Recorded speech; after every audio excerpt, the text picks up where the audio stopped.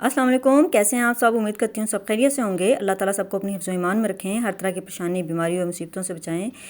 कल जी अचानक असर के टाइम जो सा है इतनी खूबसूरत तेज़ बारिश होना शुरू हो गई और इतनी खूबसूरत मौसम हो रहा था। मैंने कहा चलें आपके साथ भी शेयर करती हूँ। उससे पहले ये हुआ कि मैंने सारे घर की सफाई की, हमारे कुछ गेस्ट आने थे तो मैंने सारे घर की बहुत अच्छे से डीप क्लीनिंग की, बहुत साफ़ सुथरा करके जब सेट हो गया सारा घर और मैं नहा धो के साफ़ सुथरी होकर बैठ गई। और फिर उसके बाद जौन सा अचानक इतनी ज़ोरदार आंधी आना शुरू हो गई, इतनी तेज़ आंधी थी कि उसने जौन सा ना सारा घर दोबारा से मिट्टी मिट्टी कर दिया। पहले से भी ज़्यादा घर जौन सा ना गंदा हो गया। और जो उसके बाद खैर मैं अपना दिल पकड़ के बैठ गई, अब क्या करूं, लेकिन कुछ भी नहीं कर सकती थी। लेकिन उसके बाद ये अल्लाह ताला ने हमें सिला दिया कि खूबसूरत सी प्यारी सी बारिश हुई। तूफ़ानी बारिश थी, बहुत ही ज़्यादा। नीचे तो हम बहुत इंजॉय कर रहे थे और बारिश शदीद तेज़ होती जा रही थी। मैंने कहा ज़रा जाके ऊपर भी थोड़ा सा जायज़ा लूँ। जब ऊपर आई तो यहाँ पर ये हालात बने हुए थे। इतनी तेज़ हवा थी कि हवा की वजह से हर चीज़ जौन सी उलट पुलट हो चुकी हुई थी और काफ़ी चीज़ें जौन सी ख़राब भी हुई। लेकिन शुक्र अल्लाह का कि अल्लाह ताला ने बड़े नुकसान से बचा लिया था।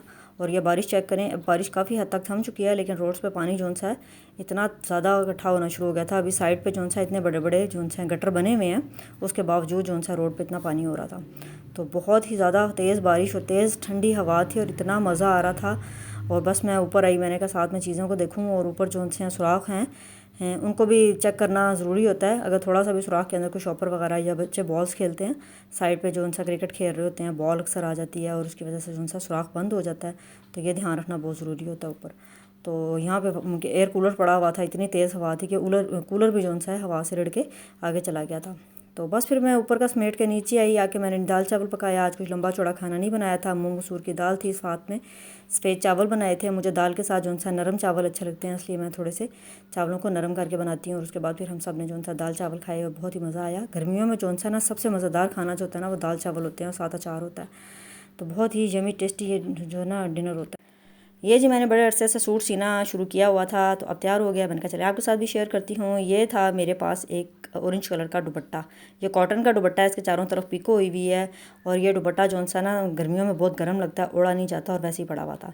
और ये मैंने ली थी, छोटी सी कोटी ली थी, ये बहुत मुझे पसंद आई थी, मैंने ख़रीद ली थी। लेकिन यह है कि थोड़ी सी टाइट थी, जिसकी वजह से ये इस्तेमाल नहीं हो रही थी। तो मैंने पहले भी शायद आपके साथ ये शेयर किया था जब मैं ख़रीद के लाई थी। तो ये बहुत ही खूबसूरत बनी हुई है और इतनी खूबसूरत इसके ऊपर कढ़ाई हुई हुई है और ना कपड़े से जो सा डिज़ाइनिंग की हुई है। तो ये बहुत ही खूबसूरत थी। तो ये मुझे थोड़ी सी टाइट लग रही थी, गर्मियों में वैसे भी जो सा नहीं पहनी जा रही थी, तो ये पड़ी हुई थी फजूल में। तो मैंने कहा पहले सोचा किसी को दे दूँ, लेकिन कोई भी नहीं था ऐसा जिसको मैं दूँ। कोई हमारे पास इतनी इस साइज़ की बच्ची नहीं है। तो फिर मैंने सोचा कि इसको ज़ाया करने के बजाय मेरे पास दुपट्टा पड़ा हुआ है, क्यों ना मैं उसको इस्तेमाल में ले आऊँ। तो मैंने निकाला जी दुपट्टा और मैंने उसकी लेंथ वगैरह देखी तो वो तो काफ़ी अच्छा चौड़ा बड़ा था। मैंने कहा चलो मैं इसकी कमीज़ सी लेती हूँ। तो बस फिर मैंने जो सा इस कोटी को सारे को बड़े आराम से उधेड़ा और इसको कमीज़ की कटिंग कर ली। अब मैं इसके बाजुओं पे जो सा ना कमीज़ पे जैसे कढ़ाई हुई हुई है, तो बाजू जो से हैं प्लेन अच्छे नहीं लग रहे थे, जिसके लिए मैंने इस पर कढ़ाई करना शुरू कर दिया। ये कढ़ाई करते हुए काफ़ी दिन गुजर चुके हैं, अभी तक मेरी जो सा कढ़ाई ख़त्म नहीं हो रही, क्योंकि काम सारे घर के करने होते हैं। दरम्यान में ईद भी आ गई। मैं सोची थी ईद तक तैयार हो जाएगा, लेकिन नहीं हुआ।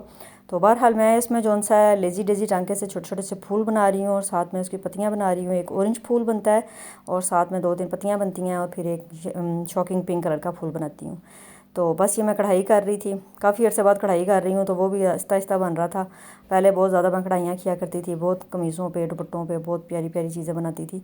लेकिन अब जैसे जैसे टाइम गुजरता जाता है ना, इंसान की हिम्मत ताकत भी कम हो जाती है और काम भी जो उनसे स्लो हो जाते हैं। तो बस ये खैर मैं इसको बना रही थी, जैसे टाइम मिलता है थोड़ा सा बना लेती हूँ, फिर कोई काम निकल आता है फिर उठ जाती हूँ। बस इस तरह करते करते एक टाइम आएगा इंशाल्लाह ये तैयार हो जाएगी। तो बहरहाल वो टाइम आ गया कि मेरी कमीज़ जो सी है रेडी हो गई। मैंने कहा चलें आपके साथ भी शेयर करती हूँ, आपको भी दिखाती हूँ। जो मैंने कोई इसमें ख़र्चा नहीं आया, वह किस्म की मुझे ये मुफ्त सूट बन गया मेरा।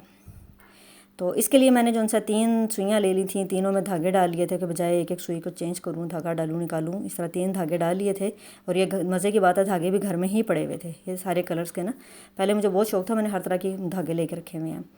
तो ये कमीज़ के साइड पे जो दुपट्टे की साइड पे जो पीको हुई हुई थी, मैंने उस पीको को काटा नहीं है, ज़ाया नहीं किया, मैंने उसको उसी तरह सिया है कमीज़ को उल्टा नहीं किया, उसको सीधा ही रख के ना उसको इस्त्री कर लिया ताकि जो सा है पीको भी साइड से नज़र आती रहे। उसके सेंटर में कढ़ाई करी हूँ, उसको बहुत खूबसूरत डिज़ाइन बन गया। ये जी मेरी कमीज़ बन के हो गई है तैयार। मैंने कहा चलें आपके साथ भी शेयर करती हूँ, आपको भी दिखाती हूँ जो मैंने कैसे डिज़ाइनिंग की है। ये बाजू चेक करें कितने खूबसूरत लग रहे हैं पीको के साथ ना, वो बड़ा खूबसूरत सा डिज़ाइन बन गया साइड पर, जैसे पाइपिंग होती है ना उस तरह। और ये इसके नीचे टसल्स ये मैंने खुद बनाए थे धागे से, जोन से है ना शॉकिंग पिंक ऑरेंज मैंने खुद लगाया था। ये उसके ऊपर खूबसूरत से जोन से कपड़े के साथ पट्टी लगी हुई थी जो कोटी के सारी तरफ थी। तो अब कोटी तो मैंने उतार दी, उसकी बैक साइड जाया करती थी, तो उस पर जो ये लगा हुआ था ना कपड़ा, ये बहुत ही खूबसूरत था। इसकी मैंने फिर इस तरह करके डिज़ाइनिंग बना ली है।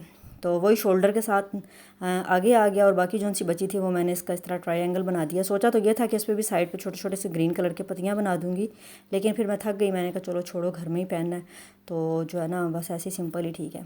तो मैंने इसका बोट शेप गला बनाया है जो बहुत ही खूबसूरत लग रहा है, पहना हुआ बहुत ज़बरदस्त लगता है। तो मैंने कमीज़ को थोड़ा सा लूज़ ही सिया है क्योंकि गर्मियाँ हैं, गर्मियों में ज़रा लूज़ कपड़े अच्छे लगते हैं, कुर्ती टाइप बनाया है।